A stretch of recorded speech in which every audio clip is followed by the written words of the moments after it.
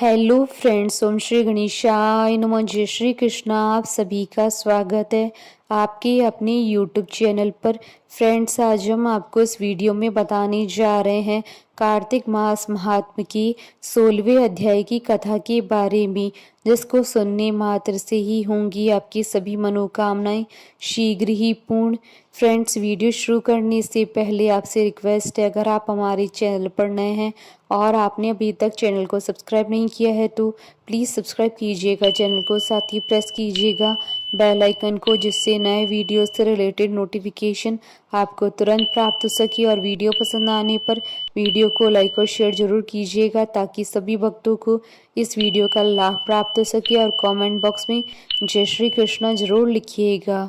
कार्तिक मास महात्म सभी प्रकार के विघ्नों का नाश करने वाले तथा सारी सृष्टि का पालन करने वाले श्री गणेश जी तथा ज्ञान की दाता देवी श्री सरस्वती जी तथा सब पुराणों के कर्ता श्री व्यास जी तथा श्री गुरुदेव जी के चरण कमलों में नमस्कार करके भगवान की श्रद्धा और भक्ति रस में डूबे हुए कार्तिक मास महात्म की कथा कहती हूँ।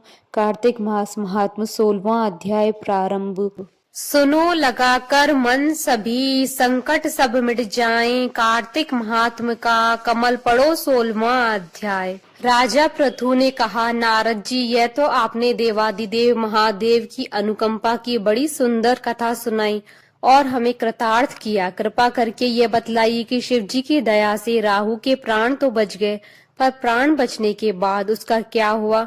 राजा पृथु के ऐसा पूछने पर नारद जी ने बताना शुरू किया। उसकी प्राण रक्षा होने के बाद उसका एक नाम प्रसिद्ध हुआ, बर्बर। नया जन्म पाकर उसने स्वयं को धन्य समझा और किसी प्रकार साहस जुटाकर अपने राजा जलंधर के पास पहुंचा। जलंधर की सेवा में उपस्थित होकर उसने कातर भाव से वह सारा हाल कह सुनाया जो उसके साथ कैलाश पर शिव जी के सम्मुख हुआ था। सारी बात सुनकर जलंधर क्रोध से आग बबूला हो गया। क्रोध से चिल्लाते हुए उसने सभी सेनापतियों को बुलाना शुरू किया। सभी को आदेश दिया गया कि वह तत्काल सेना सजाकर उसकी सेवा में उपस्थित हो। जलंधर के आदेश मिलते ही असुर लोक में खलबली मच गई। तत्काल सभी असुर सेनापति अपनी सेना को सजाकर पहुंचे और जलंधर के आदेश की प्रतीक्षा करने लगे। काल नेमी और शुंभ निशुंभ आदि दैत्य युद्ध के लिए तैयार होने लगे।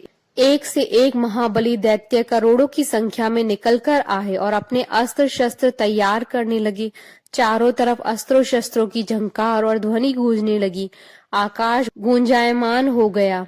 अपनी सेना को सब प्रकार से सुसज्जित होकर युद्ध के लिए ललकारती और उन्मत्त सेना को देखकर जलंधर का उन्माद और बढ़ गया। महाप्रतापी सिंधु पुत्र जलंधर, जो शिवजी के तेज से उत्पन्न हुआ था, वह स्वयं अस्त्र शस्त्र से सुसज्जित होकर निकला। उसके आगे आगे असुर गुरु शुक्राचार्य और छिन्न मस्तक राहु चल रहे थे। वह युद्ध के लिए निकला ही था कि एक अपशकुन हो गया। जलंधर के सिर पर सजा मुकुट गिर पड़ा और आकाश में मेघ छा गए और बड़े बड़े अपशकुन होने लगे। उधर इंद्र आदि सब देवता एकत्रित होकर शिवजी के पास पहुंचे। उन्हें सारा वृतांत कह सुनाया। यह भी कहा कि आपने जलंधर से युद्ध करने के लिए श्री हरि को भेजा था, वह भी जलंधर के वश में हो गए हैं। स्वयं श्री लक्ष्मी जी के साथ श्री हरि उनके यहाँ निवास कर रहे हैं। लक्ष्मी युक्त होकर जलंधर का सामर्थ्य पहले से ज्यादा बढ़ गया है। अब देवताओं को भी उसके यहाँ वास करना पड़ रहा है। सागर पुत्र जलंधर सेना सजाकर आपसे युद्ध के लिए आ रहा है। उसके साथ अनंत सेना है, जिसका सामना करना किसी के वश में नहीं है। आपके सिवा उसे और कोई नहीं रोक सकता। आप उसका सर्वनाश करिए भोलेनाथ। देवताओं के मुख से सारा प्रसंग सुनकर देवादिदेव महादेव ने श्री हरि से योग विद्या से संपर्क किया और उनसे पूछा, हे ऋषिकेश, आपने जलंधर का युद्ध में संहार क्यों नहीं किया? इससे भी अधिक अचंभित करने वाली बात यह है कि आप उसके वश में क्यों और कैसे हो गए? उसने क्या माया रस दी कि मायापति को ही मोह लिया? यह सुनकर श्री हरि ने वंदना के भाव में विनम्रता से कहा, हे देवादिदेव, सिंधु द्वारा पालित होने से वह एक प्रकार से लक्ष्मी जी का भाई होता है, इस कारण से मैंने उसका वध नहीं किया। वह बहुत वीर है और देवों के लिए अजय है, उसका वध करने में कोई समर्थ नहीं है। जलंधर के साथ युद्ध करते हुए उसके कौशल को देखकर मुझे बड़ा आनंद हुआ। मैं उसके शौर्य पर मुग्ध हो गया और उससे वरदान मांगने को कहा।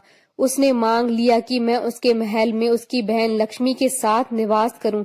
अपने दिए हुए वरदान के कारण मैं विवश हो गया। नाथ, यह सुनकर शिवजी ने कहा, हे परम प्रतापी श्री हरि, आप यह क्या कहते हैं? जलंधर अजय नहीं हो सकता। मैं स्वयं रण में उसका संहार करूंगा, इसमें कोई संदेह नहीं है। आप सभी देवगण अब जलंधर को मृत मानिए और उसके स्थान को त्याग कर दीजिए। शिवजी के ऐसा कहने पर संदेह की कोई संभावना ही नहीं बचती थी, इसलिए देवताओं को पूर्ण विश्वास हो गया। उन्होंने शिवजी के आदेश पर तत्काल जलंधर के स्थान को त्याग दिया। उसी समय पराक्रमी जलंधर अपनी सेना के साथ कैलाश पर पहुंच गया। उसने कैलाश को घेरकर सिंहनाद कर आरंभ कर दिया। दैत्यों के नाद और कोलाहल से शिवजी क्रुद्ध हो गए। उन्होंने नंदी गणों को उसके साथ युद्ध करने की आज्ञा दे दी। कैलाश के समीप भीषण युद्ध शुरू हो गया। दोनों तरफ से अस्त्र शस्त्रों के प्रहार से धरती आकाश थर्रा उठे। युद्ध में मारे गए सैनिकों, घोड़े, हाथी आदि से पृथ्वी भर गई। असुर गुरु शुक्राचार्य मृत संजीवनी विद्या का प्रयोग करके मारे गए असुर सेनापतियों को जीवित करने लगे। यह देखकर शिवजी के गण व्याकुल हो गए, क्योंकि उनका पराक्रम तो शुक्राचार्य के कारण व्यर्थ होता जाता था। असुर पुनः उन्हें मुंह चढ़ाते हुए युद्ध के लिए ललकारने लगते। देवताओं ने शिवजी को सारा वृतांत कह सुनाया। इससे रुद्र के क्रोध की सीमा न रही।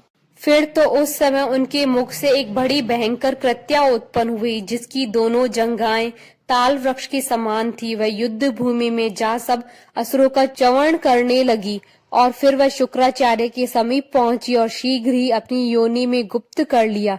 फिर स्वयं भी अंतर ध्यान हो गई। शुक्राचार्य की गुप्त हो जाने से दैत्यों का मुख मलिन पड़ गया और वो युद्ध भूमि को छोड़ भागे। इस पर शुंभ, निशुंभ और काल नेमी आदि सेनापतियों ने अपने भागते हुए वीरों को रोका। शिवजी के नंदी आदि गणों ने भी जिसमें गणेश और कार्तिकेय जी भी थे, दैत्यों से भीषण युद्ध करना आरंभ कर दिया। इति श्री कार्तिक महात्म्य 16वां अध्याय संपूर्ण। बोलिए भगवान विष्णु जी की जय, सनातन धर्म की जय।